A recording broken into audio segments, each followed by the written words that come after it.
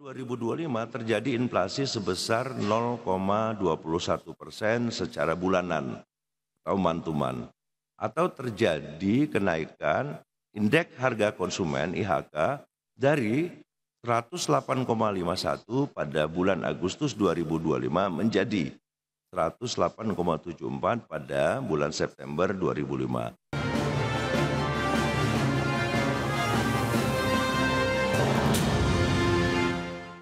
Ya, pemirsa, inflasi kembali terjadi di bulan September setelah sempat mencatatkan deflasi di bulan Agustus 2025. Inflasi September secara bulanan tercatat 0,21%, sedangkan secara tahunan sebesar 2,65%. 2025 terjadi inflasi sebesar 0,21% secara bulanan atau month-to-month, atau terjadi kenaikan indeks harga konsumen IHK dari 108,51 pada bulan Agustus 2025 menjadi 108,74 pada bulan September 2005. Secara year on year atau Y on Y terjadi inflasi sebesar 2,65%, dan secara tahun kalender year to date terjadi inflasi sebesar 1,82%. Kelompok pengeluaran penyumbang inflasi bulanan terbesar adalah makanan, minuman, dan tembakau dengan inflasi sebesar 0,38% dan memberikan andil inflasi sebesar 0,11%. Demikian pernyataan Deputi Bidang Statistik Produksi Badan Pusat Statistik M. Habibullah terkait inflasi yang kembali terjadi di bulan September 2025, yakni 0,21% secara bulanan dan 2,65% secara tahunan. Komoditas yang memberikan andil terhadap inflasi secara bulanan pada September 2025 antara lain cabai merah, daging ayam ras, emas perhiasan, sigaret kretek mesin, dan uang sekolah akademi atau perguruan tinggi. Sedangkan secara tahunan terdiri dari emas perhiasan, cabai merah, bawang merah, beras, dan daging ayam.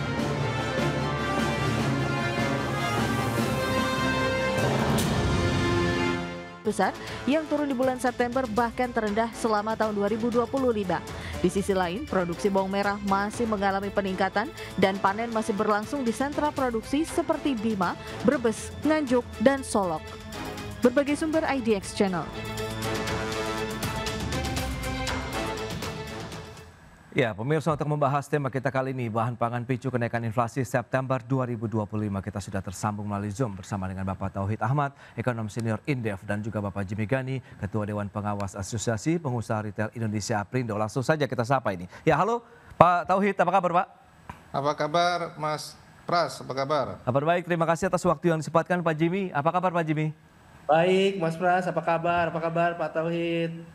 Apa kabar? Baik, kabar baik juga. Terima kasih atas waktu yang disempatkan. Sebelum membahas lebih jauh, mungkin Pak Tauhid juga bisa mereview ya terkait dengan BPS tadi yang sudah menyampaikan inflasi kembali lagi terjadi di bulan September 2025. Seperti kita ketahui juga, Agustus kita sempat juga ada deflasi di sana. Apa yang bisa kita cermati? Apakah sudah sesuai juga dengan konsensus ekonom ini, Pak Tauhid? Ya, kalau saya lihat sih memang konsensus ekonom rata-rata kurang lebih 2% ya di tahun 2025 begitu ya. Oke. Kalaupun ada melebar sekitar 2,5% begitu. Nah, kalau kita lihat kan inflasi tahun kalender atau kita sebut year to date ya dari Desember 2004 sampai September itu sudah 1,82% begitu.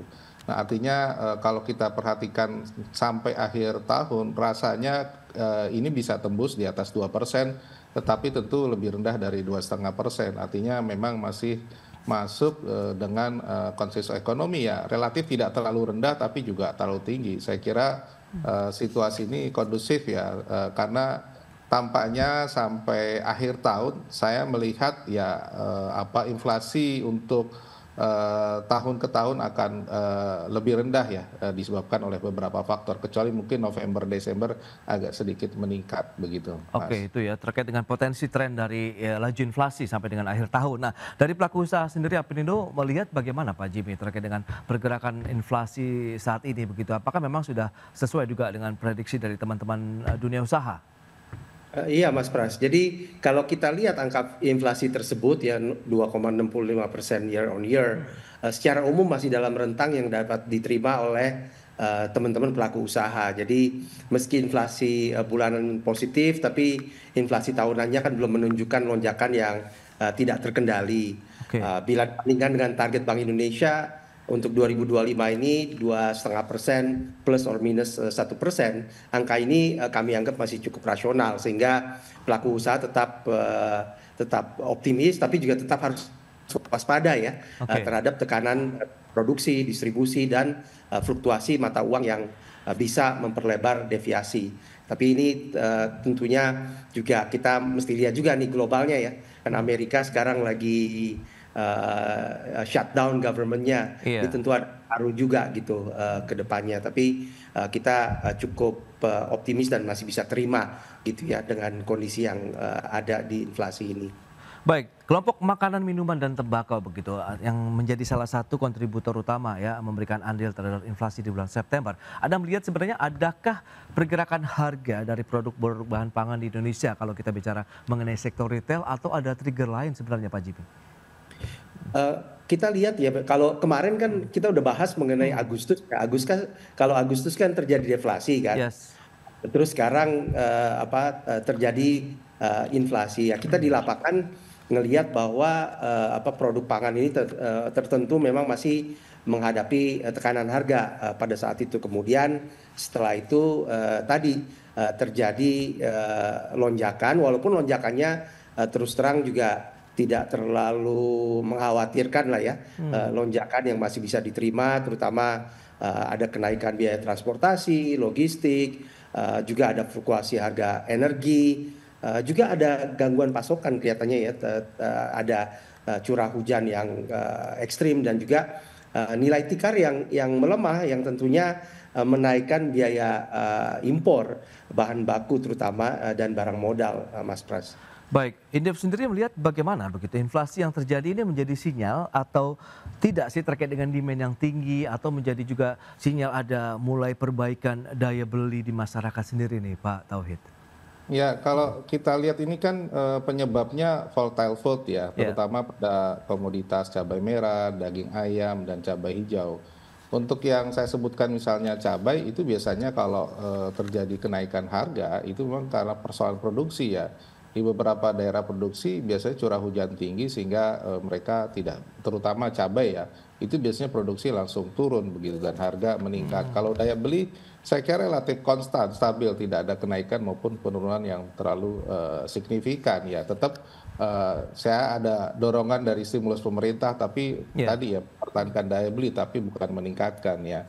Sementara memang kalau untuk daging ayam ras ya, saya kira memang karena beberapa pasokan untuk ayam itu mengalami keterlambatan, terutama untuk indukan dan sebagainya, itu menyebabkan harga daging memang mengalami kenaikan gitu. Lebih saya melihat lebih masalah dari sisi produksi ketimbang demand begitu, Mas. Oh, berarti dari sisi produksi kemudian pendistribusian begitu ya untuk menyikapi kondisi seperti saat ini kita akan lihat begitu. Apakah tren inflasi masih akan terjadi paling tidak sampai dengan akhir tahun, mengingatkan beberapa stimulus juga sudah diberikan oleh pemerintah untuk bisa mengungkit lagi daya beli masyarakat. Kita bahas nanti di segmen berikutnya Pak Tauhid dan juga Pak Jibi. Kita akan jeda sebentar. Dan pemirsa, kami akan segera kembali usai pariwara berikut ini.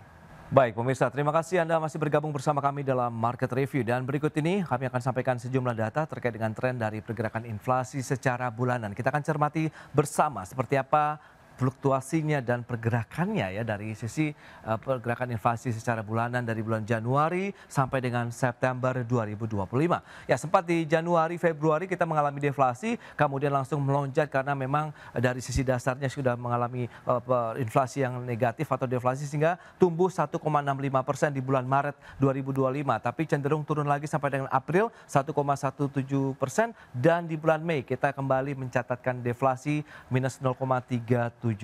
Sementara di bulan Juni sampai dengan Juli kita lihat ada kenaikan lagi untuk inflasi dan di bulan Agustus kita kembali lagi mengalami deflasi. Dan terakhir data BPS menyebutkan di bulan September kita kembali lagi terjadi inflasi 0,21%. Ini secara bulanan. Lantas bagaimana secara tahunan untuk tren pergerakan inflasi? Kita akan cermati bersama.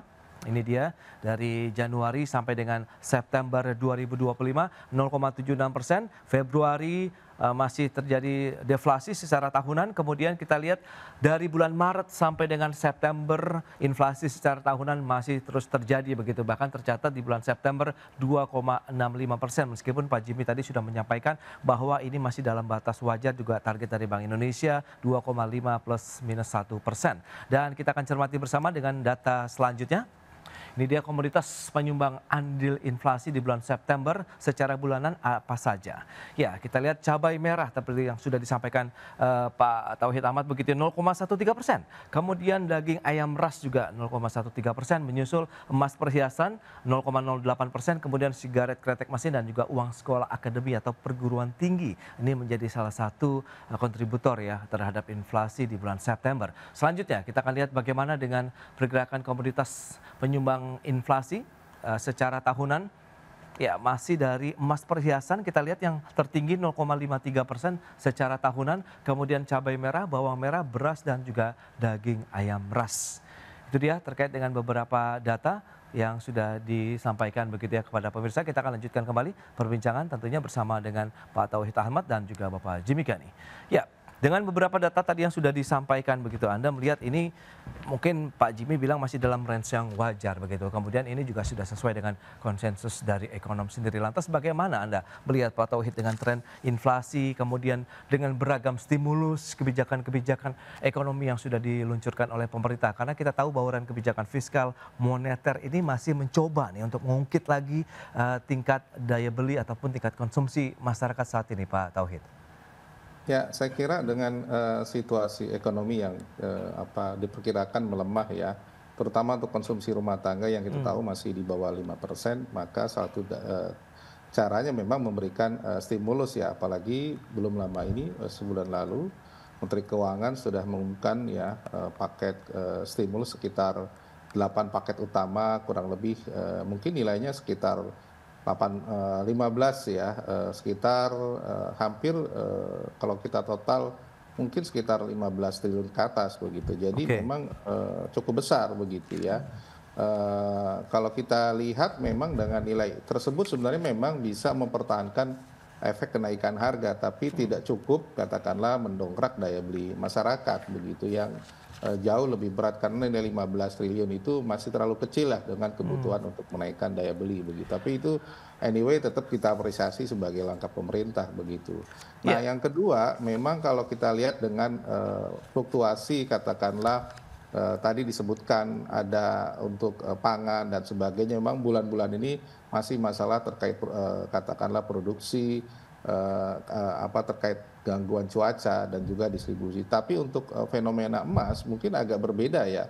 Emas saya melihat faktor demand juga cukup tinggi, dipengaruhi oleh insentif ya, kenaikan harga emas ya dalam beberapa sejak 2024 sampai sekarang tren kenaikan harga emas itu luar biasa tinggi ya, melebihi harga inflasi. Jadi masyarakat sudah aware ya terhadap potensi emas sebagai simbol untuk investasi. Saya kira ini hal yang positif karena menjadi cerminan bahwa ekonomi kita juga mulai bergerak begitu, Mas. Nah, itu dia. Kalau kita coba sandingkan daya beli kemudian dengan harga emas yang melonjak di pasar global, kemudian ini menjadi demand yang cukup tinggi, Anda melihat ini akan sejalan tidak sih? Sebenarnya kan kita tahu masyarakat juga tengah fokus pada hal yang sangat primer sekali begitu. Kalau misalnya Pak Jimmy melihat bagaimana kita coba sandingkan begitu dari sisi retail antara bahan pangan, kemudian tadi Pak Tauhid menyinggung emas perhiasan juga ini menjadi salah satu kontributor inflasi. Tidak hanya bulan ini loh, bulan-bulan sebelumnya juga sama begitu,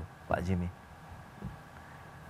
Iya Mas Pras, kalau kita lihat kan memang masyarakat ini kan konsumsi kalau di rumah tangga tuh kan ada yang dikonsumsi, kemudian ada yang diinvestasi, ada yang ditabung gitu kan. Emas ini kan salah satu bentuk daripada tabungan. Nah, tapi kalau kita bicara pada masyarakat umumnya yang memang mereka tabungan dan investasinya itu terbatas, kan inflasi ini lumayan berpengaruh gitu. Jadi kalau misalnya terjadi inflasi, tentu itu berpengaruh terhadap sektor retail, kinerja dunia usaha, terutama di sektor non pangan gitu ya. Jadi bila inflasinya tinggi, konsumen cenderung mengurangi belanja di kategori lain karena mereka nggak mungkin misalnya mengurangi hal-hal yang sifatnya primer Jadi yang sekunder dan juga tersier seperti pakaian, elektronik dan lain-lain yang menjadi akhirnya dikesampingkan. Nah, bila inflasi tetap terkendali, pelaku retail, pelaku usaha lebih memiliki kepastian dalam merencanakan stok, promo, dan juga margin tentunya. Jadi stabilitas inflasi ini menjadi elemen penting bagi kesehatan Ya. bisnis retail juga maupun bisnis atau dunia usaha gitu ya. Ya, di gerai-gerai toko retail sendiri Pak Jimmy, kalau misalnya tadi juga Pak Tauhid menyinggung ada sisi produksi, ada gangguan cuaca, kemudian pendistribusian. Selama ini untuk ketersediaan, pasokan, stok-stok begitu bahan pangan begitu di toko retail masih aman begitu sampai saat ini atau bagaimana Pak Jimmy? So far sih masih aman ya secara umum ya. Oke. Jadi terutama komoditas yang primer karena kita tahu bahwa elastisitasnya tuh nggak terlalu elastis gitu. Jadi walaupun harga naik ya orang tetap beli beras gitu kan. Walaupun Oke. naik orang tetap beli cabai gitu. Nah, namun memang terdapat tantangan distribusi ke daerah terpencil yang akses transportasinya itu kurang baik. Jadi insiden gangguan cuaca, kemacetan Oke. logistik, keterlambatan pengiriman ini kadang muncul sebagai hambatan.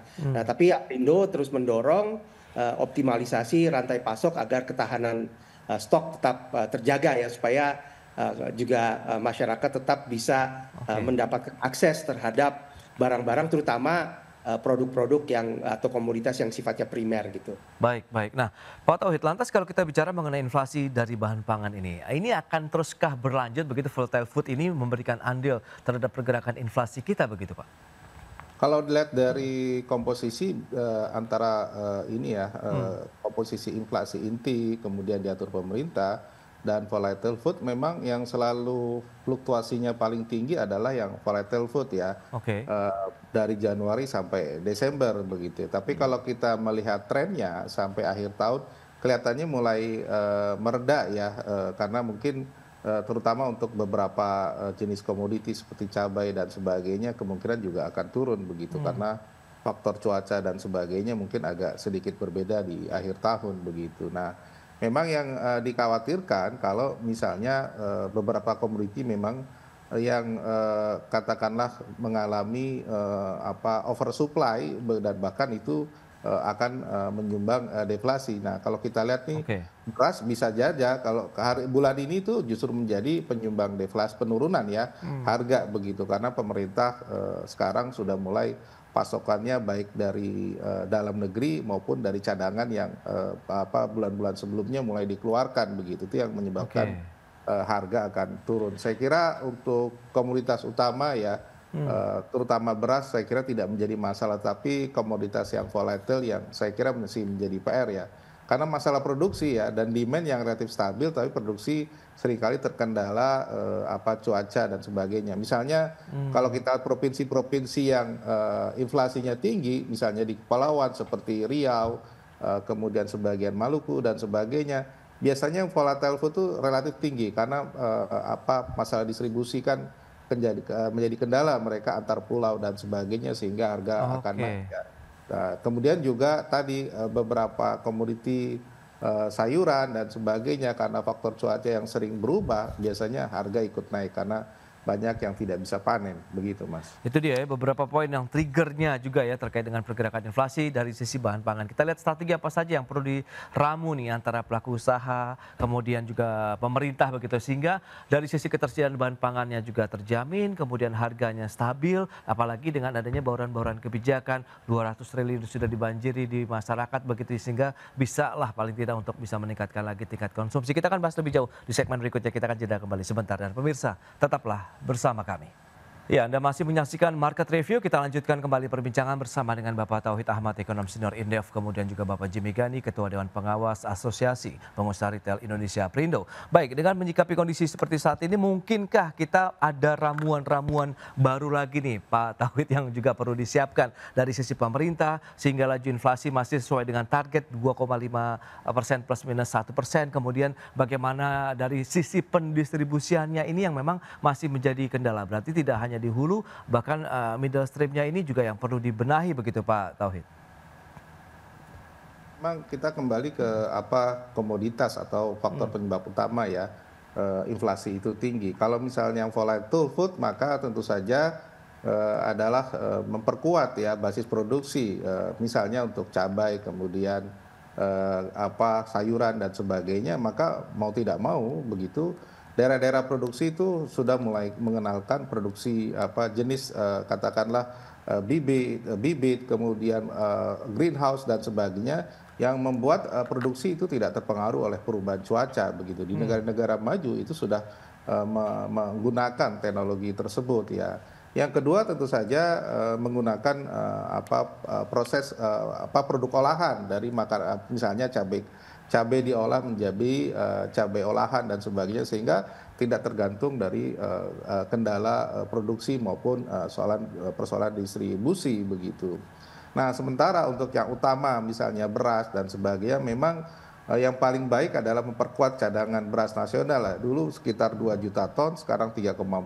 Mungkin memang kita akan lebih bagus ya, putaran cadangan beras itu sekitar 3 sampai 3,5 juta ton itu relatif cukup. Nah, memang masalahnya apakah produksi kita di tahun tertentu itu cukup atau tidak ya, terpaksa mungkin impor, tapi jumlahnya relatif sedikit kalau misalnya produksi tidak bisa diserap atau kualitasnya rendah begitu. Saya kira itu perlu begitu. Nah, yang juga seringkali kelupaan ya adalah inflasi yang disebabkan arbitrage price ya, disebabkan oleh kebijakan. Ini misalnya kenaikan harga rokok ya, tahun depan tidak ada kenaikan cukai rokok, maka inflasi ini kemungkinan masih bisa dikendalikan begitu. Saya kira itu yang perlu dilakukan pemerintah begitu. Oke, itu di administrasi price juga perlu dijaga, kemudian yang volatile foodnya juga perlu dijaga. Nah, Pak Jimmy sebagai pelaku usaha, Anda melihat lebih memilih yang mana begitu, stabilitas dari harga bahan pangannya, kemudian daya belinya yang semakin membaik, atau masih butuh insentif atau stimulus lain nih, Pak Jimmy? Iya Mas Pras, kalau bisa sih semuanya ya. Jadi kita tetap butuh daya beli yang semakin membaik gitu ya, sehingga masyarakat akan membeli, mengkonsumsi gitu kan, inflasinya tetap terjaga, dan juga kalau bisa tetap dapat insentif gitu. Kalau disuruh pilih ya pilih tiga-tiga aja gitu kan. Tapi menurut saya memang sekarang ini kan juga upaya-upaya itu kan dilakukan kan secara simultaneous untuk ketiga hal tersebut.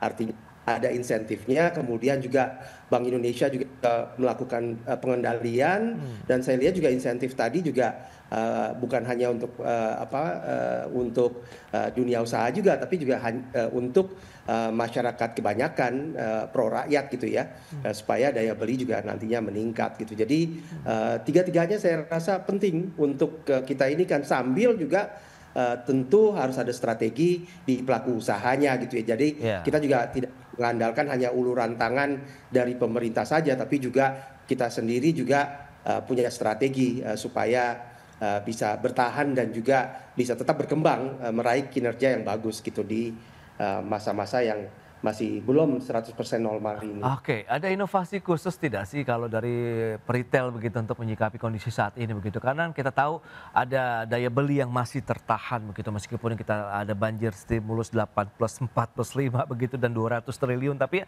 Anda melihat apakah sudah signifikan dampaknya begitu sejauh ini, Pak Jimmy? Iya, itu menurut saya tetap harus ditambah gitu ya, dengan strategi-strategi yang diadopsi oleh masing-masing anggota Aprindo, para pelaku usaha gitu. Selain misalnya efisiensi operasional dan biaya logistiknya, kemudian memperkuat kanal digital omnichannel agar menjangkau konsumen yang lebih luas, promo selektif dan juga program loyalitas, mempertahankan trafik dan transaksi, kolaborasi dengan produsen lokal dan UMKM untuk memperkuat rantai pasok, sekaligus juga menekan biaya, serta memantau tren konsumsi agar cepat menyesuaikan stok dan koleksi produk. Sebetulnya masyarakat punya uang, pemerintah juga punya uang tadi kan. Pemerintah ini menggelontorkan 200 triliun. Nah, masyarakat yang tadinya mungkin menahan diri ya untuk konsumsi, ya kalau bisa kali ini memang mulai juga konsumsi gitu, karena kondisi sudah lebih baik. Dan kita harapkan itu akan mendorong perekonomian menjadi lebih cepat tumbuhnya gitu. Oke, Pak Jimmy. Terakhir Pak Tauhid, Anda melihat bagaimana proyeksi untuk inflasi kita paling tidak sampai dengan akhir tahun? Akankah akan terus terjaga begitu? Saya kira kalau kita lihat datanya ya year on year sih saya melihat akan semakin menurun ya sampai akhir tahun begitu. Ini termasuk tertinggi 2,65 ya.